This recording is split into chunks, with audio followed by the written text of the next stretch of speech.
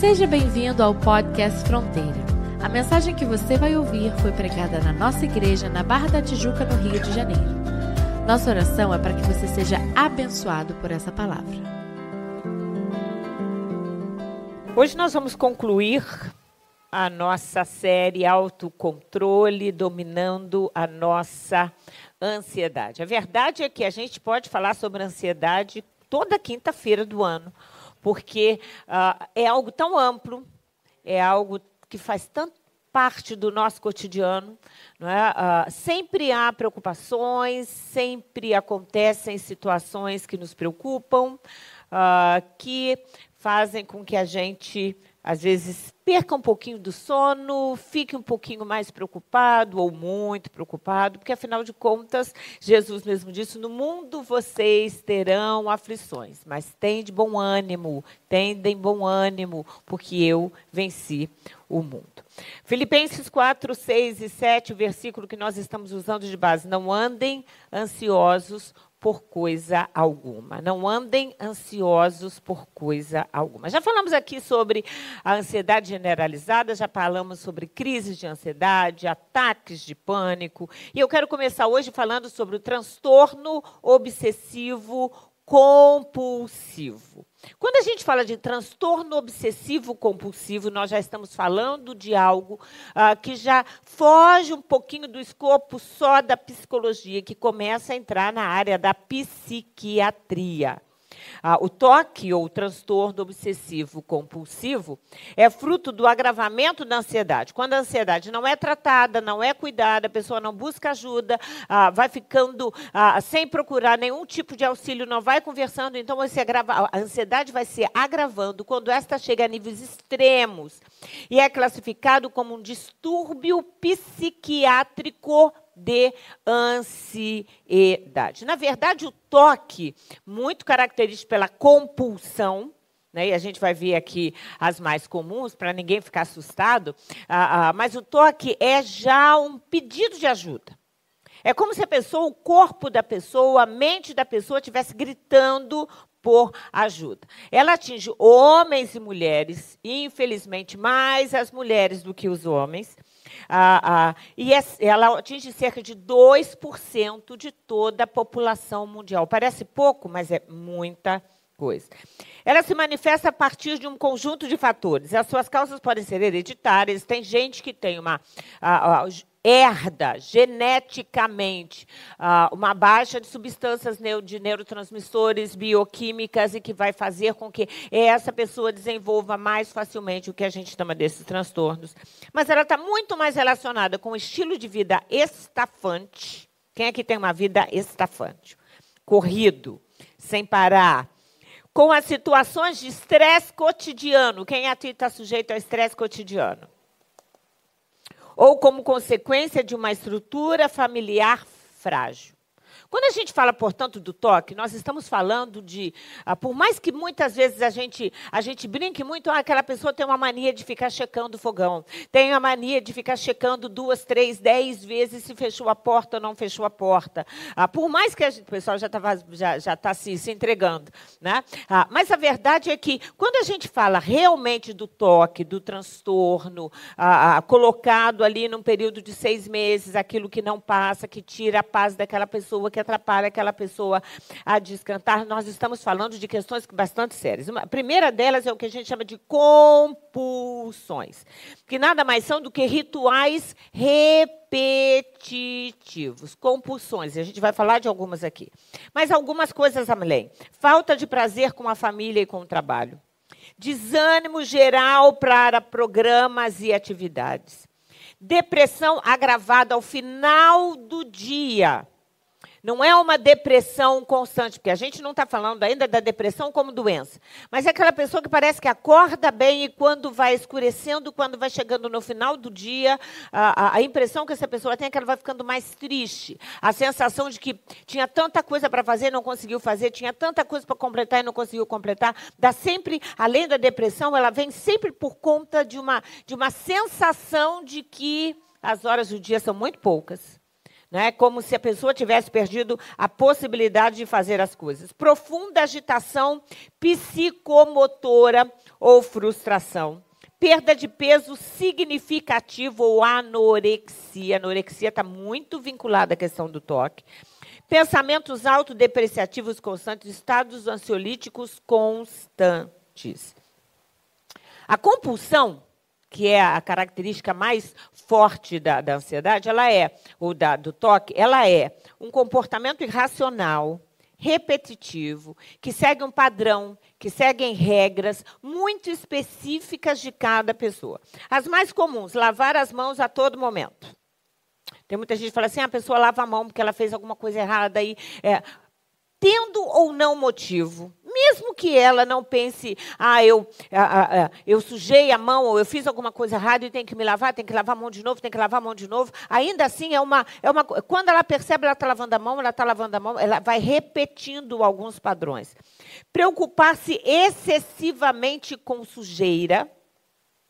Tem gente que vai no absurdo da questão da sujeira. Claro que todos nós gostamos de uma casa arrumada, de uma casa asseada, mas aquela pessoa que passa pano da casa 5 vezes ao dia, que no meio da madrugada acorda com a sensação de que a casa está cheia, está suja, e ela se levanta e está passando pano e está varrendo a casa, não é normal. Não é normal. Evitar o uso de banheiros públicos. Claro que cada vez a gente evita mais, mas aquela pessoa que não consegue ir a nenhum banheiro público. Revisar repetidas vezes a porta, o fogão ou o gás antes de sair de casa. Quem aqui revisa a porta, o gás e o fogão antes de sair de casa? Eu também. Eu estou levantando a mão porque eu faço isso. Uma coisa é você revisar uma vez. Outra coisa é você revisar 20 vezes. 20 vezes. Eu já atendi uma pessoa que ela tinha que acordar mais cedo, ela tinha que se organizar mais cedo, porque ela, no mínimo, abria e fechava. Ela tinha que abrir e fechava, tirava a chave, ia no carro, subia no elevador de novo, não entrava, do lado de fora fechava. Ela fazia isso, no mínimo, 50 vezes pela manhã. Antes de 50 vezes pela manhã. O toque é algo muito sério. Claro que o que essa pessoa estava fazendo é dizendo, por favor, me ajude. Por favor, me ajude. Ter necessidade exagerada de arrumar as coisas. Ela não sai de casa porque a casa tem que estar arrumada, ela fica desesperada. Tem gente que está comendo e está desesperada porque o prato está sujo. Tem gente que consegue, está comendo, pega o prato, joga o quilo que está ali para lavar o prato, aí tem fome, coloca de novo, coloca só num cantinho para sujar o mínimo do prato possível. Eu estou falando aqui porque muita gente fala, aquela pessoa tem... Não é mania de sujeira. Tem gente que tem aquela questão da preocupação, mas é diferente. Ela tem uma necessidade. Vamos entender que é diferente de uma mania. Se a pessoa não faz aquilo, ela não fica bem.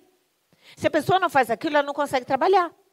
Se a pessoa não faz literalmente toda a rotina de uma compulsão, ela não consegue trabalhar, ela não consegue descansar, ela não consegue dormir.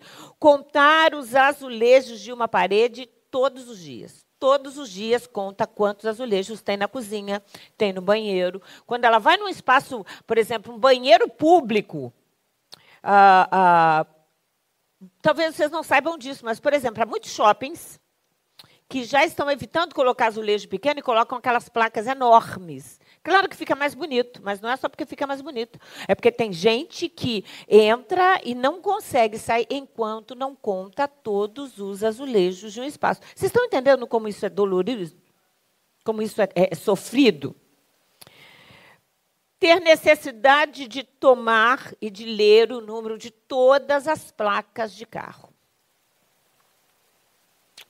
Muita gente bate, especialmente na placa da frente, e literalmente porque o tempo, ao invés de ela estar prestando atenção no trânsito, ela tem uma necessidade, e quando ela sente que perdeu uma placa, a pessoa fica agitada e nervosa, porque passou uma placa por ela e ela não conseguiu ler.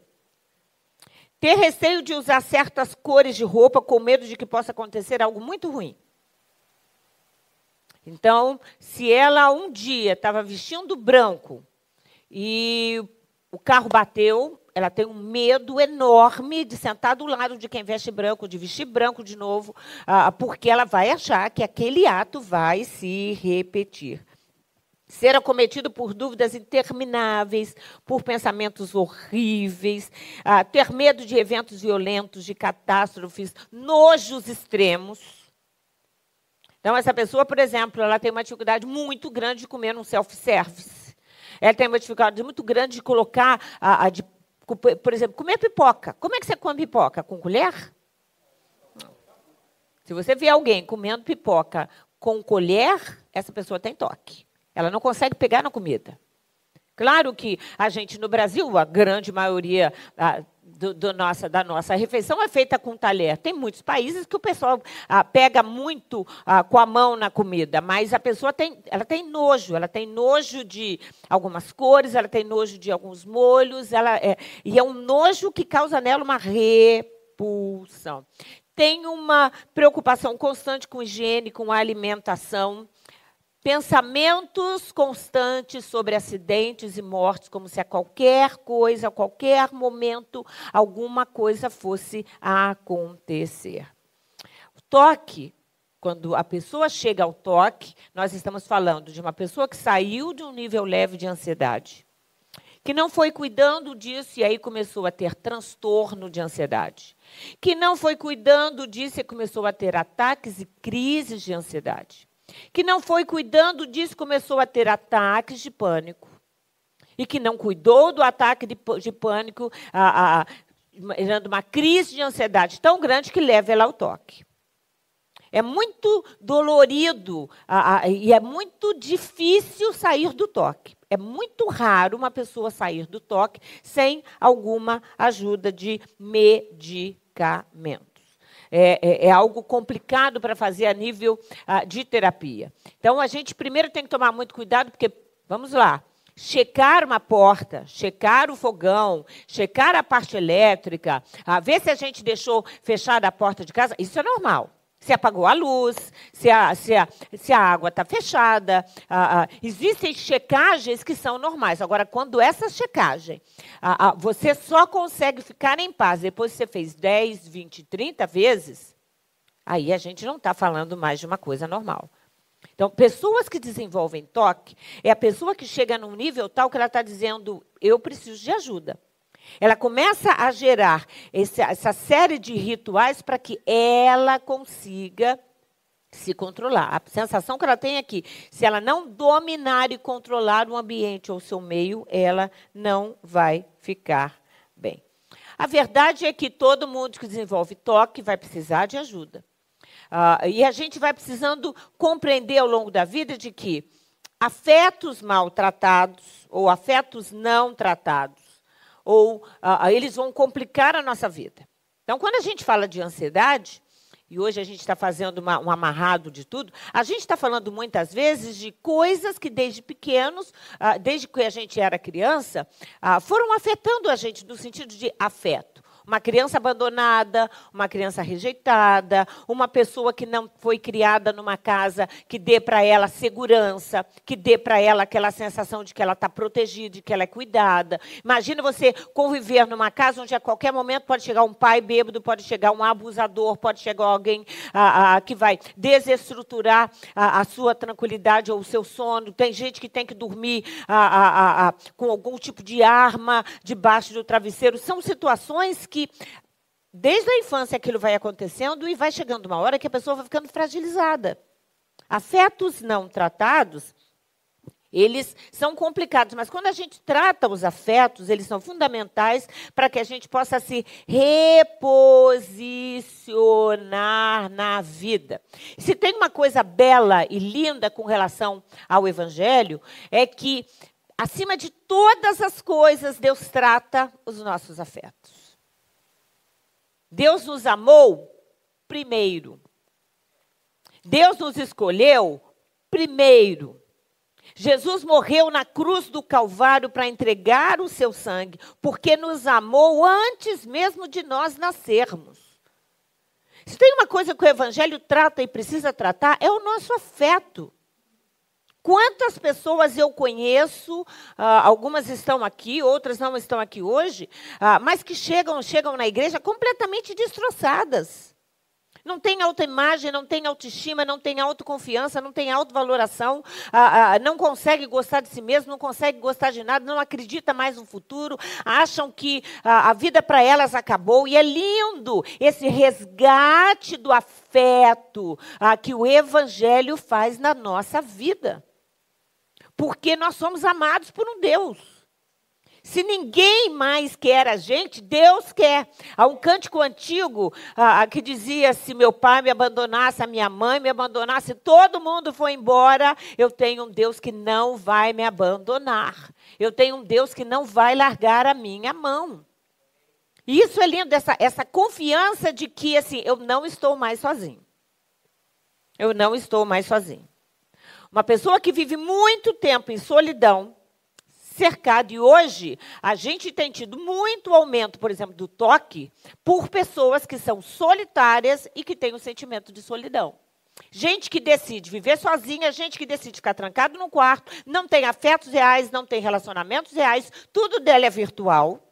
Não fala com ninguém, não está com ninguém, não conversa com ninguém. E essa solidão vai adoecendo. E esse é o grande mal da nossa época. Por conta de um aparelho celular, tem muita gente que está deixando de sentar na mesa com pai e mãe. Tem muita família que não se reúne mais, ou quando reúne, está cada um no seu celular. Tem muito casal que um do lado do outro está deitado na mesma cama, está cada um no seu celular. A solidão ou o isolamento físico vai causar um isolamento emocional. E esse isolamento emocional vai adoecer. Porque como é que a gente trata afeto? Quem aqui tem irmão? Quem já brigou com o irmão? Se você não levantou a mão, você não tem irmão. Né? De brigar mesmo. Eu tinha uma irmã que, infelizmente, eu tinha uma série de problemas de saúde. Ela era mais forte do que eu, bem mais forte do que eu, inclusive fisicamente. E assim, eu era mais velha, mas apanhava dela. Cansei de apanhar da Elaís, Né? E a gente brigava de rolar no chão de uma puxoca, porque a menina só joga, só briga puxando o cabelo. Né? Era puxando o cabelo uma da outra. Mas assim, irmão briga, irmão fala, não gostei disso, não gostei daquilo, pega a roupa aqui, não sei o quê. Aí discute por conta disso. Mas a gente vai aprendendo a negociar. A gente vai aprendendo a trocar, a gente vai aprendendo com o tempo a respeitar o espaço do outro e o nosso, a gente vai aprendendo a ouvir, a gente vai entendendo o que é diferente, a gente vai arrumando o nosso espaço, o espaço do outro, porque a gente se relaciona, nós somos seres relacionáveis. E quando a gente não tem um afeto bem tratado, a gente adoece. É muito doloroso a gente ver, por exemplo, crianças ou adolescentes que chegam numa fase adulta e que não se percebem amados. A pessoa olha para o espelho e fala: ninguém me ama. Eu não tenho ninguém em quem eu possa confiar. Eu não tenho ninguém que eu possa olhar e pensar assim: essa pessoa vai estar do meu lado. Essa pessoa não vai me abandonar. Quando se é abandonado por pai, quando se é abandonado por mãe, quando se é machucado, abusado, ferido, é muito doloroso. As crianças têm uma resistência muito maior para sofrimento do que nós adultos.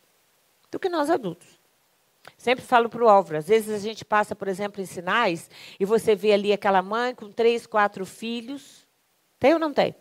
E a criança está ali no meio da rua, brincando com a outra. Ela não tem noção ainda, por isso que ela consegue, do que de fato significa aquilo. Ela não tem noção do que é que ela está sendo criada no meio da rua. Que ela tem que estar ali no sinal ajudando a mãe a pedir esmola. Ela nasceu ali, faz aquilo sempre, para ela é um cotidiano. Até que vai chegando uma hora que ela começa a perceber por que aquele carro, por que a pessoa que está naquele carro é diferente de mim? Por que tem criança que tem casa e eu não tenho? Por que o outro tem isso e eu não tenho? Por que o outro tem pai e o meu pai foi embora? E aí, esses porquês vão se formando, a dor vai chegando, e isso machuca muita gente. Refazer responsabilidades e metas futuras nos ajudam a encarar novos dias.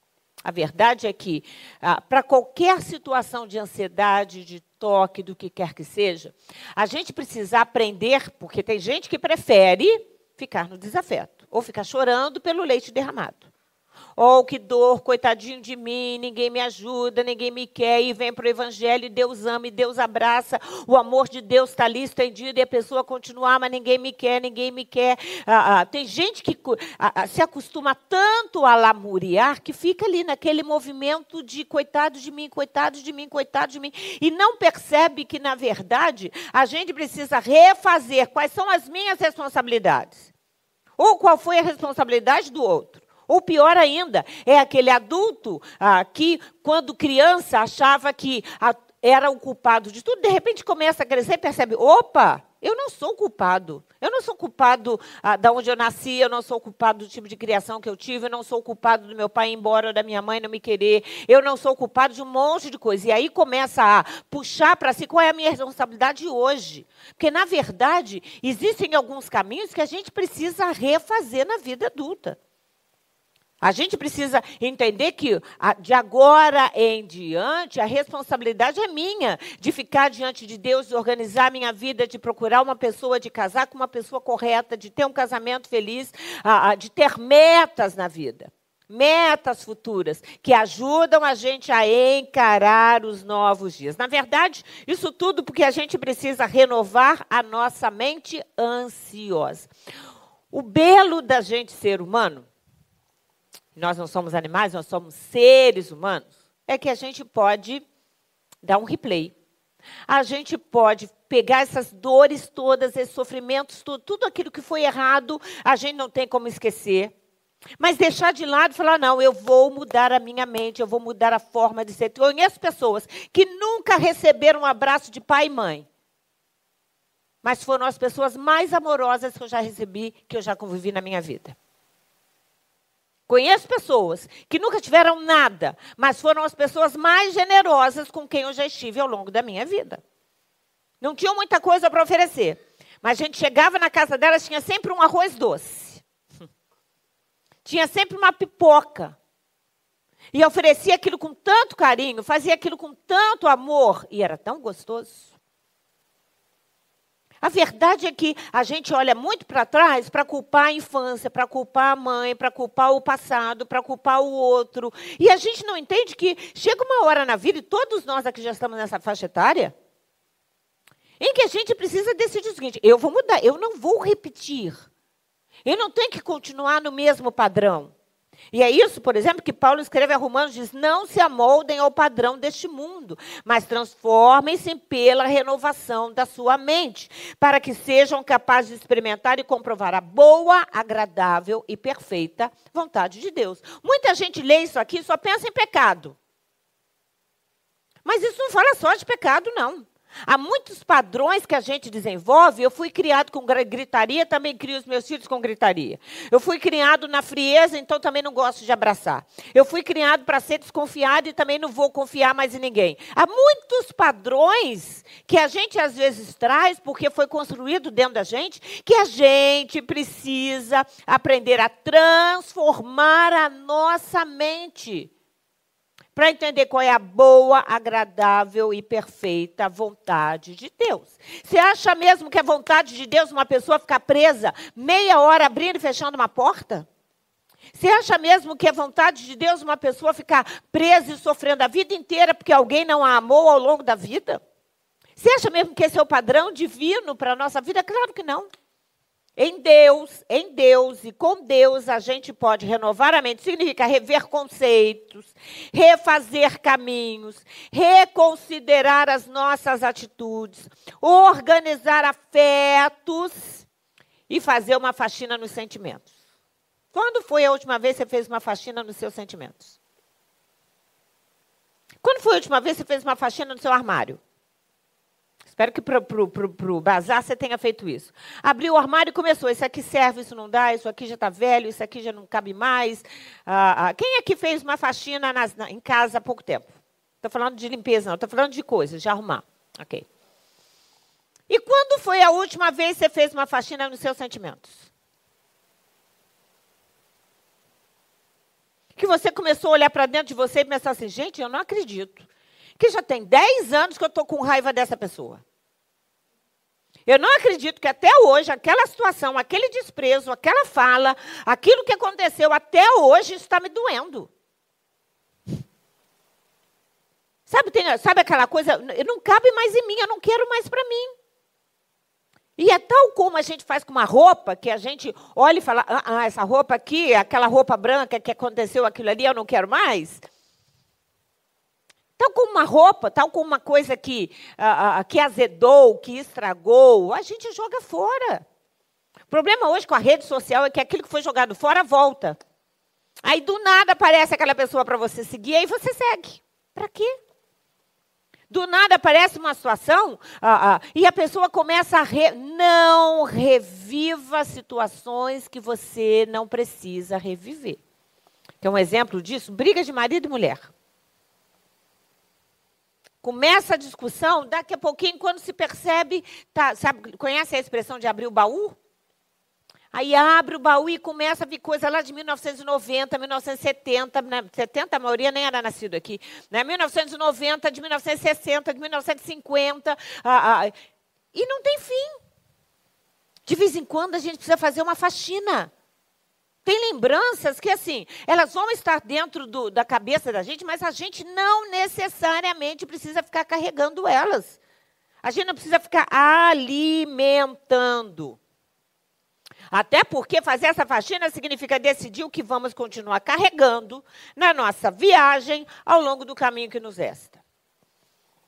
Você não sabe quanto tempo você tem de vida, nem eu.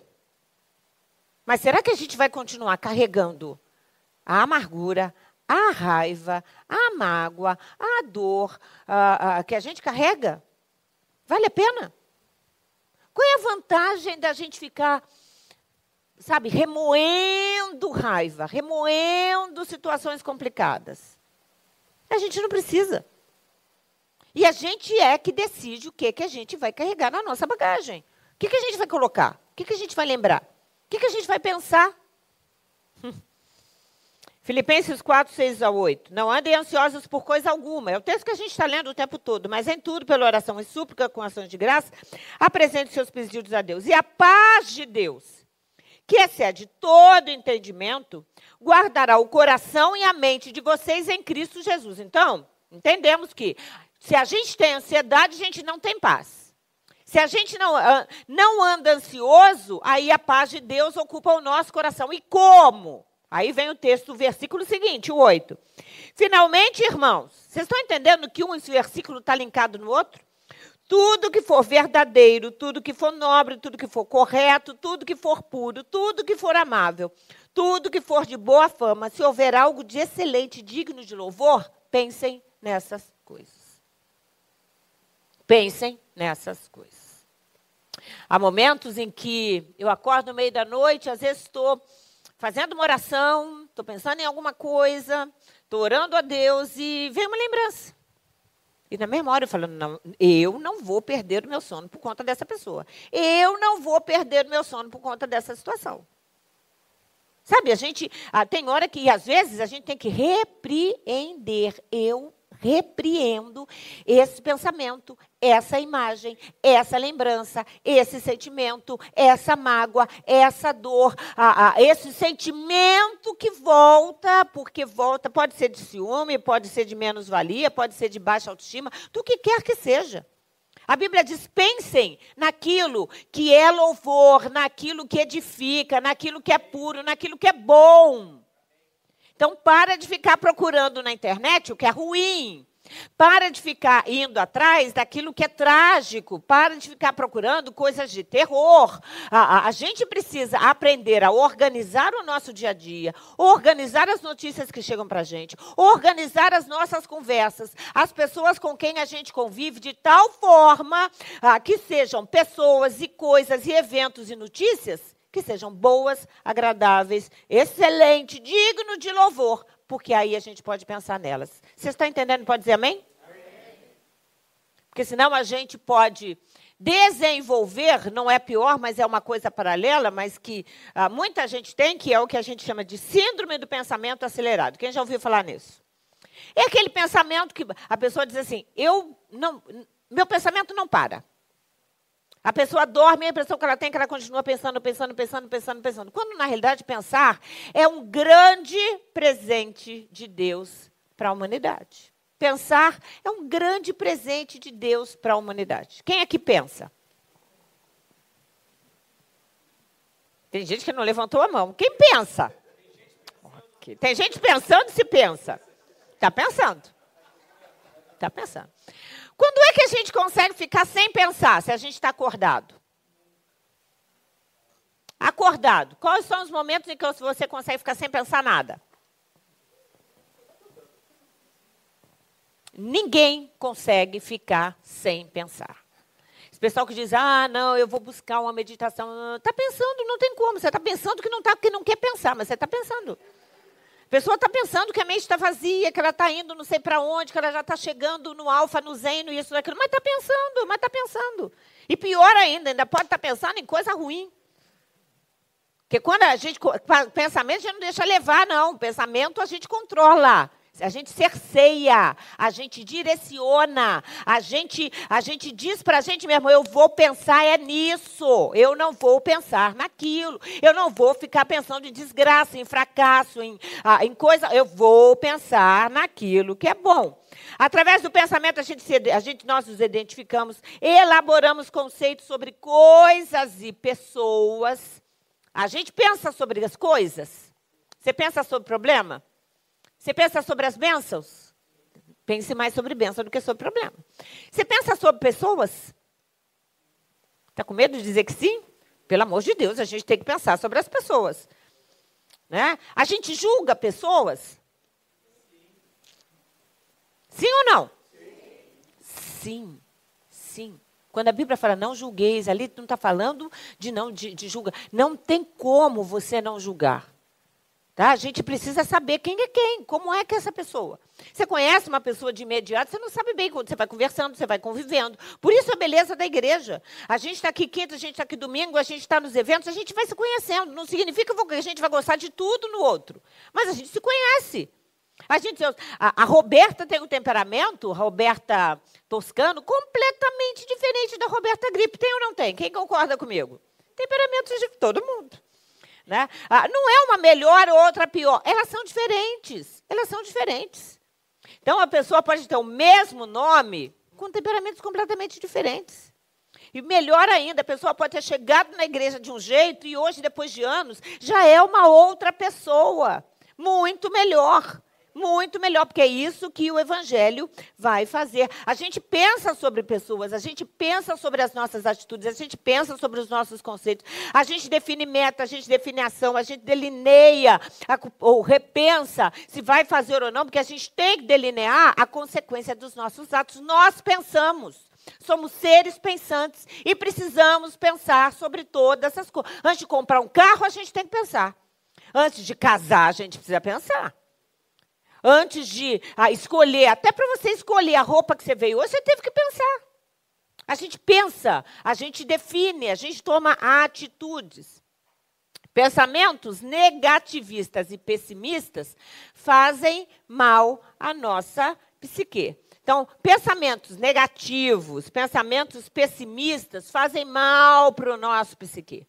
Por isso que a Bíblia diz, pensa no que é bom, pensa no que é puro, pensa no que tem louvor, pensem nessas coisas.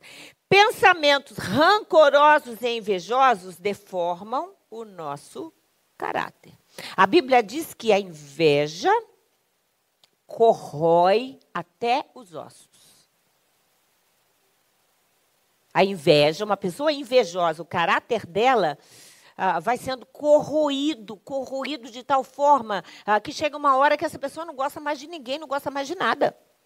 Então, os pensamentos rancorosos, invejosos, rancor, aquela pessoa começa com uma implicância, daqui a pouquinho ela está com uma raiva, daqui a pouquinho ela está com uma ira, daqui a pouquinho ela está com rancor, daqui a pouquinho ela não consegue ver a pessoa, não consegue ouvir o nome da pessoa. E aí, você acha que essa pessoa rancorosa vai para o céu? Quem acha que ela vai para o céu, levanta a mão. Não. Pensamentos impróprios e imaturos nos levam a comportamentos errôneos. Tem gente que pensa e faz. Pensa e fala. Aí depois fala, não devia ter falado. Não devia ter feito. Ai, não devia ter comprado. Ai, não devia ter dito aquilo. Porque depois, às vezes, leva anos para consertar o coração do outro, a ferida que abriu, uma dívida que fez, uma situação que não era para ter entrado e que entrou. Então, pensamento é algo sério. E a síndrome do pensamento acelerado, o que acontece? Se pensar já é raro. A despeito da gente fazer o tempo todo, pensar de uma forma intencional, direcionando o pensamento, é algo raro, é algo difícil.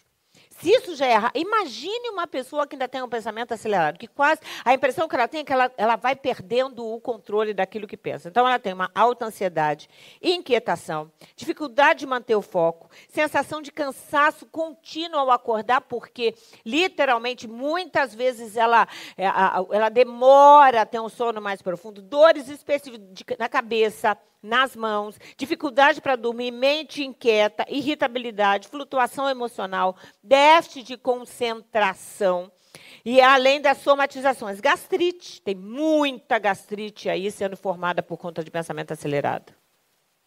Déficit de atenção, mau humor e apatia. Aquela pessoa assim que ela pensa tanto que você fala com ela, fala, não quero saber, não quero ouvir, sabe? Ela vai ficando cada vez mais fechada nela.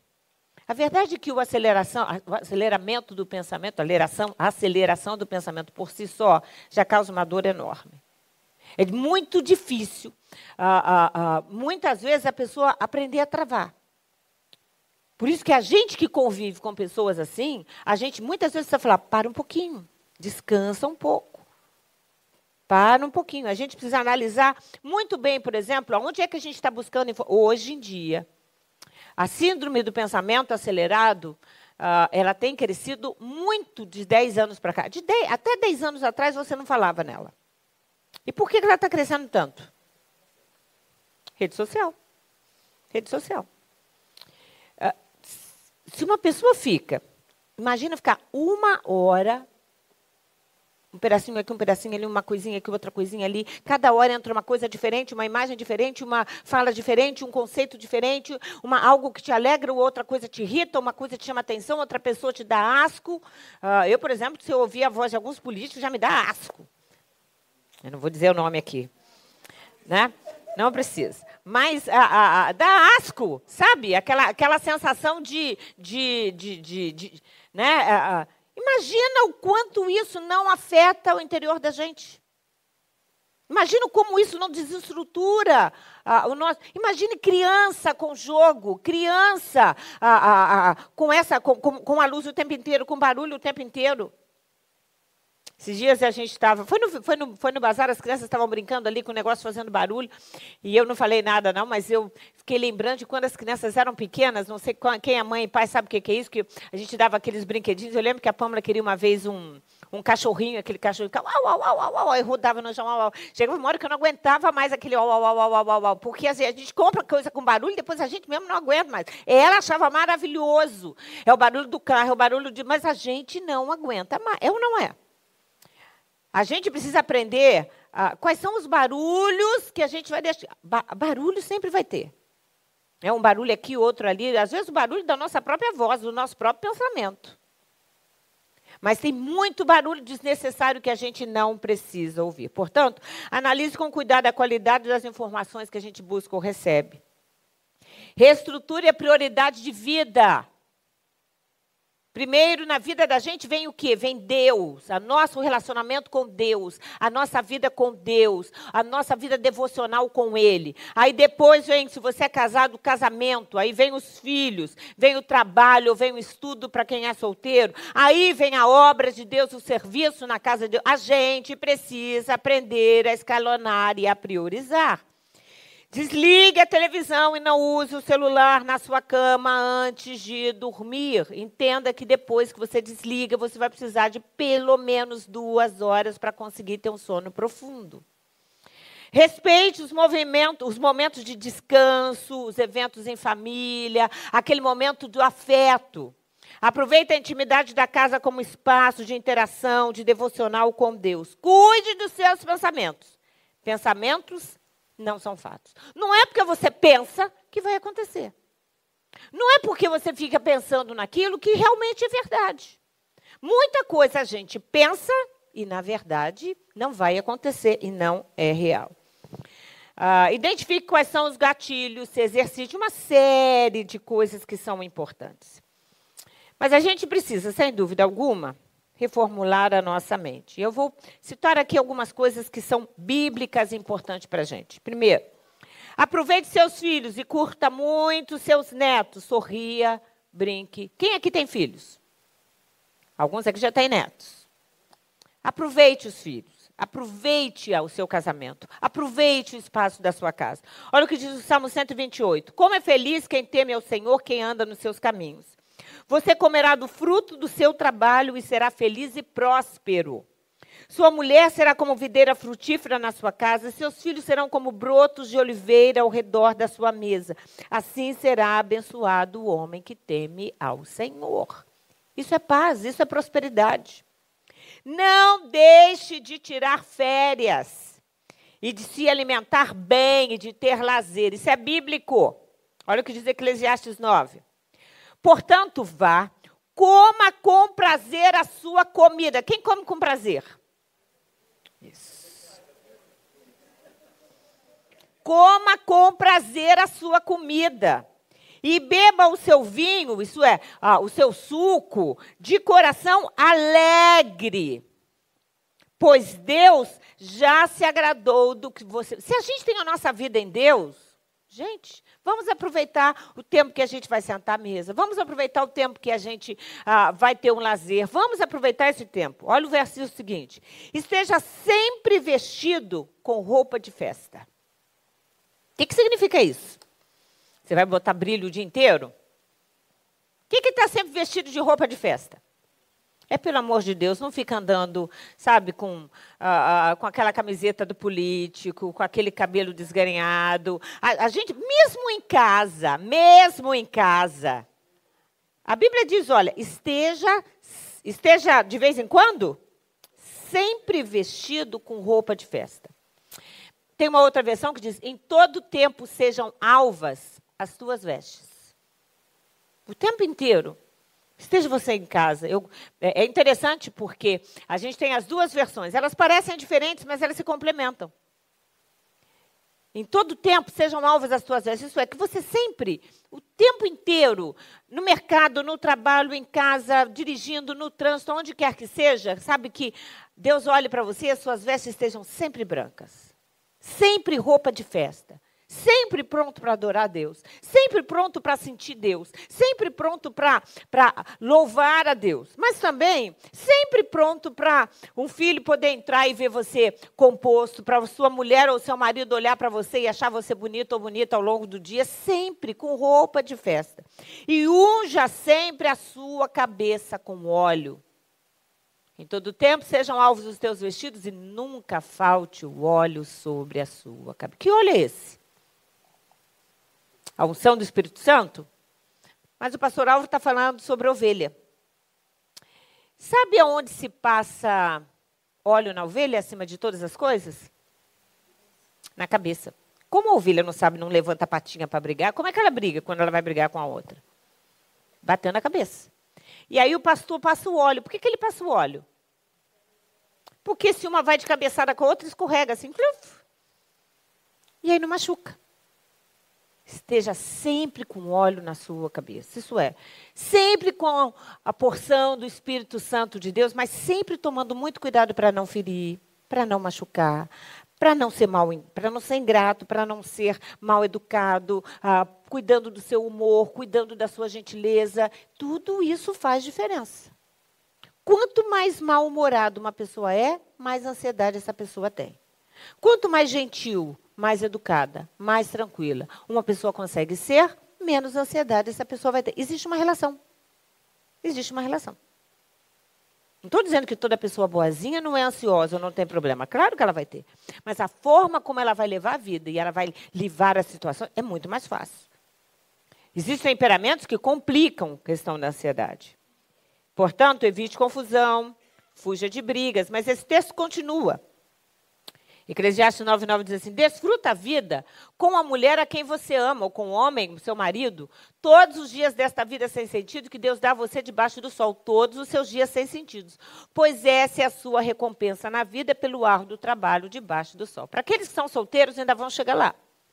Mas para quem é casado, aproveita a vida do lado da pessoa com quem você se casou. A Bíblia diz, esta é o sentido que Deus dá para você todos os dias dias sem sentido. É uma recompensa que Deus te dá. Você já pensou nisso? É uma recompensa. Você tem alguém que ama você, que você ama, e aproveitar a vida do lado dessa pessoa, uma recompensa. Uma recompensa de Deus. Para quem é casado, não se esqueça dos prazeres conjugais. Se tem uma coisa que alivia a ansiedade, estresse, fadiga, é amizade no casamento e sexo.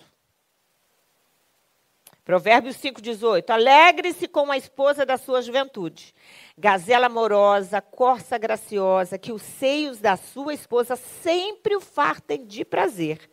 E sempre o embriaguem os carinhos dela. Você acha que uma pessoa assim, embriagada de prazer, de alegria, vai estar ansioso? Ou vai estar ansiosa? Isso é Bíblia. A gente não vai seguir mais nisso porque hoje não é alianças. Né? Mas está aqui, olha. Que os seios da sua esposa sempre o fartem de prazer. E sempre embriaguem, que os carinhos de um do outro embriaguem a gente a tal ponto que traga para a gente relacionamento. Leia a Bíblia. Está falando, nossa, está falando de seio, está falando... Mas é assim mesmo. A Bíblia fala de todas as áreas. Leia a Bíblia. Meu filho, não se esqueça da minha lei, mas guarde no coração os meus mandamentos, pois eles prolongarão a sua vida por muitos anos e lhes darão o quê? Você pode ler isso aqui? Quem quer prosperidade? Quem quer paz? Não se esqueça da minha lei. Não se esqueça da minha lei. Se há algo que traz prosperidade e paz para a alma, é a leitura da Bíblia Sagrada. Congregue na igreja e busque comunhão. Eclesiastes 4. Melhor é serem 2 do que 1, porque tem melhor paga do seu trabalho. Pois se caírem, o um levantará o seu companheiro, mas ai do que estiver só, pois caindo não haverá quem o levante. Também se 2 dormirem juntos, eles se aquentarão, mas um só como se aquentará? E se alguém quiser prevalecer contra um, os 2 lhe resistirão. O cordão de 3 dobras não se quebra tão depressa. Olha o outro texto de Romanos. Abençoe aqueles que os perseguem. Abençoe e não os amaldiçoe. Isso são segredos da Bíblia. A gente tem que abençoar quem? Aqueles que nos amam? O que a Bíblia está dizendo? O que a gente está lendo? Aqueles que nos perseguem. Alegrem-se com os que se alegram, chorem com os que choram. Tenham a mesma atitude uns com os outros, não sejam orgulhosos, mas estejam dispostos a associar-se a pessoas de posição inferior. Não sejam sábios aos seus próprios olhos. Não retribuam a ninguém mal por mal. Procurem fazer o que é correto aos olhos de todos. Façam todo o possível para viver em paz com todos. Comunhão. Se tem uma coisa que faz bem para a gente, que cura a alma da gente, é a comunhão. É a comunhão de filhos com os pais, é a comunhão dos pais com filhos, é a comunhão conjugal, é a comunhão na igreja, é comunhão. Por quê? Porque a comunhão cura afeto. A comunhão organiza sentimentos. A comunhão faz a gente pensar mais no outro, a gente se sente mais amado, a gente se sente mais querido. Comunhão. É por isso que é um dos esteios do Evangelho. Jesus fez questão de ter comunhão com os seus discípulos. Ele fez questão de passar 3 anos juntos. Não foi só para ensinar, não. Ele podia muito bem ter encontrado com eles e falar, todo dia, tal hora, a gente se encontra aqui e eu vou ensinar vocês. Podia não ter feito? Podia. Mas não. Comunhão. Tá junto. Diferenças, complexidades que são pessoais. Uma pessoa aqui da igreja é diferente da outra. Comunhão. E aí, por isso que a Bíblia fala tanto de comunhão e diz assim, façam todo o possível para viver em paz com todos. Todo possível. Ore continuamente, alegre-se na esperança. Sejam pacientes na tribulação, perseverem na oração. Alegre-se na esperança. Sejam pacientes na ansiedade, sejam pacientes com pensamento acelerado, sejam pacientes na hora da dificuldade, no momento da dor, no momento da amargura. Perseverem na oração. Lance sobre Deus a sua ansiedade. 1 Pedro 5,7 é uma passagem muito bonita e eu quero terminar com ela.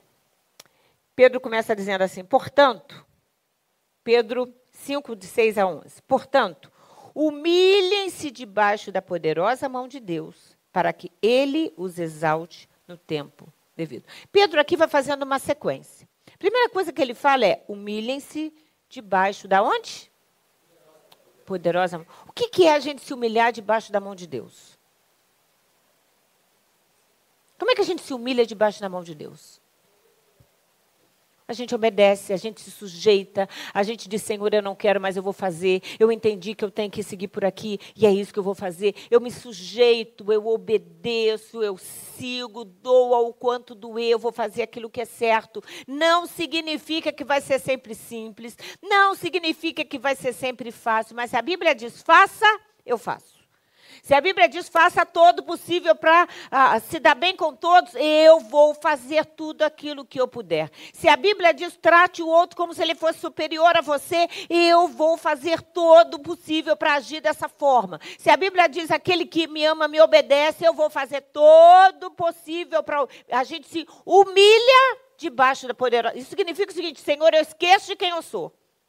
Eu esqueço de tudo aquilo que eu tenho direito. Eu esqueço quantas vezes a gente, se não tomar cuidado, a gente ajoelha e a gente começa a dizer para Deus, Deus, o Senhor sabe, o Senhor vê isso, o Senhor não viu aquilo. Poxa, mas eu faço tanto, eu sou assim. Quem somos nós? Quem somos nós para a gente chegar diante de Deus e falar que a gente é bonzinho? Quem somos nós para a gente chegar diante de Deus e falar que a gente é certinho? A gente tem mais é que se humilhar e falar, Senhor, tem misericórdia de mim, me ajuda, trata no meu coração, trata o meu ego, trata o meu temperamento, trata essa minha amargura, trata essa minha baixa estima, trata essa minha mágoa, esse meu movimento rancoroso. A gente precisa se humilhar para ser tratado por Deus.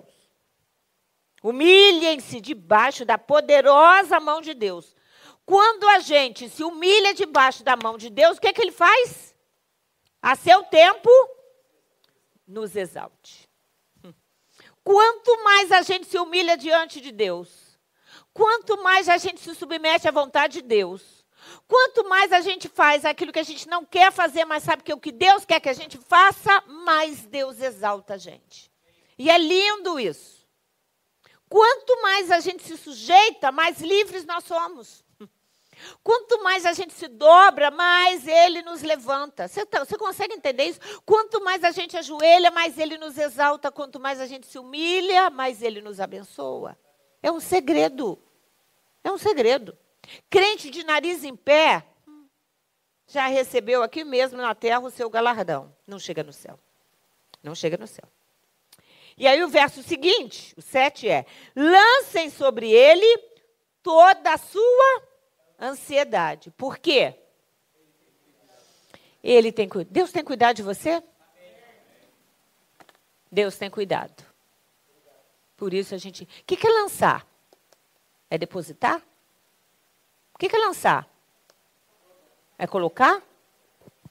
Tem hora que a gente tem que lançar, mas eu não quero. É lançar, é jogar para longe, é arrancar com força.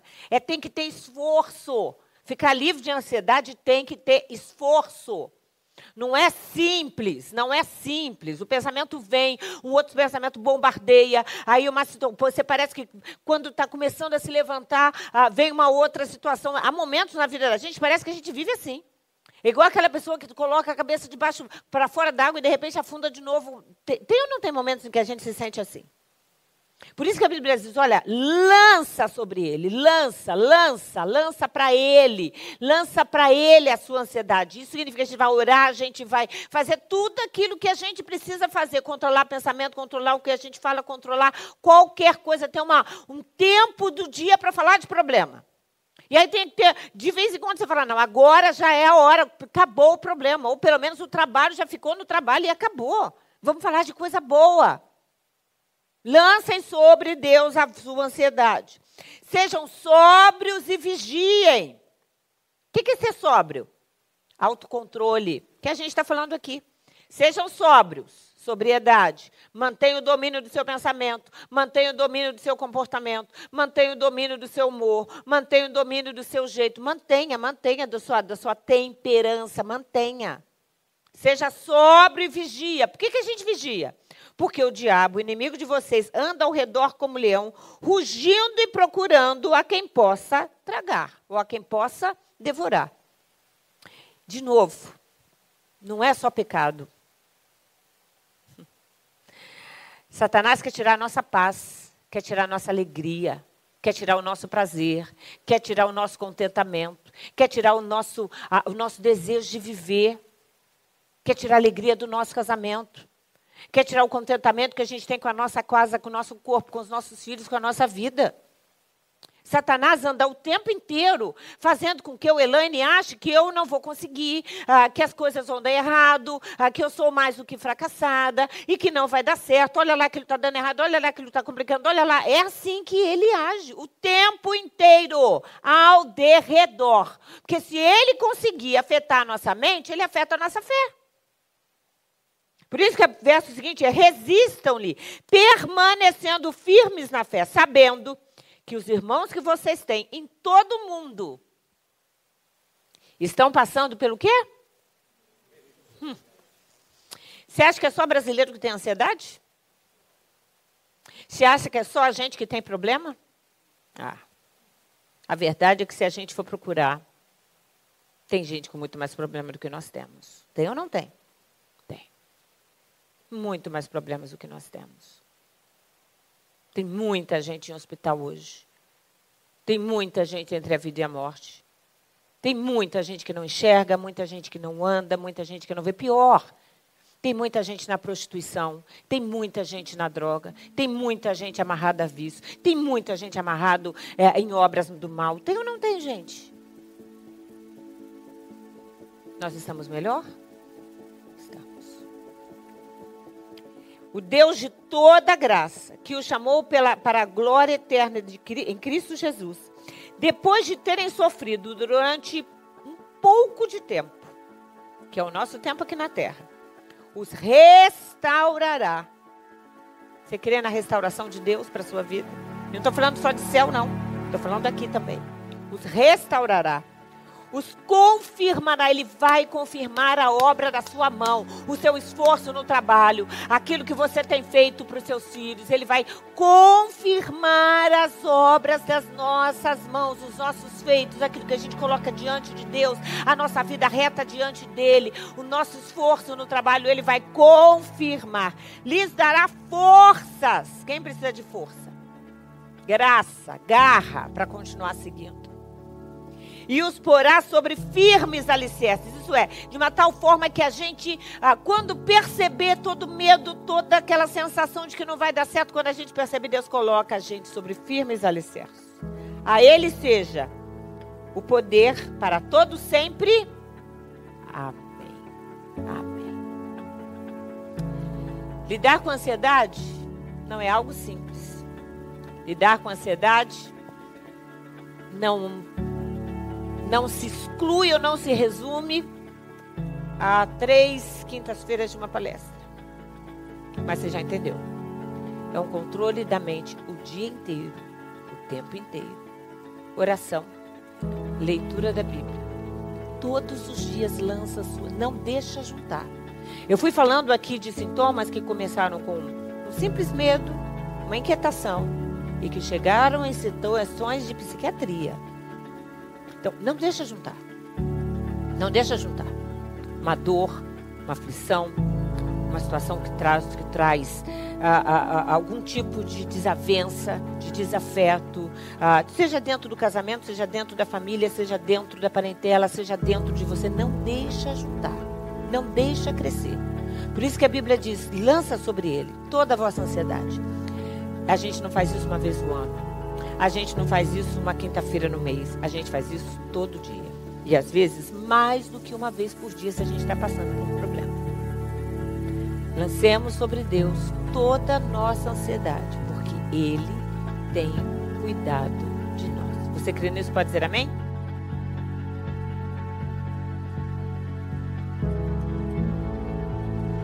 Se quiser saber mais sobre nós, visite nosso site fronteira.church ou baixe nosso app Fronteira.